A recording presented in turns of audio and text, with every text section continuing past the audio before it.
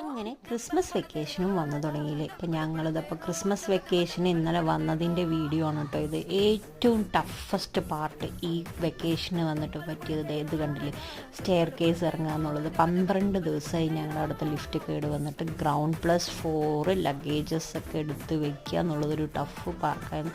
അച്ഛനും ഏട്ടനും കൂടെയൊക്കെയാണ് ഇറക്കിയത്. പിന്നെ ഫൈനലി ഉള്ള ലഗേജ് ഞങ്ങളെല്ലാവരും കൂടെ ഷെയർ ചെയ്ത് ഇറക്കി. ഞങ്ങളൊരു 10 മണിയായിട്ടോ സത്യം പറഞ്ഞാൽ ട്രാവലിംഗ് തുടങ്ങാൻ വേണ്ടിയിട്ട്. ഇതൊക്കെ അവളും കൂടെ വന്നത് തൊട്ട് ലേറ്റായിട്ടാണ് എപ്പോഴും ഇറങ്ങാറ്.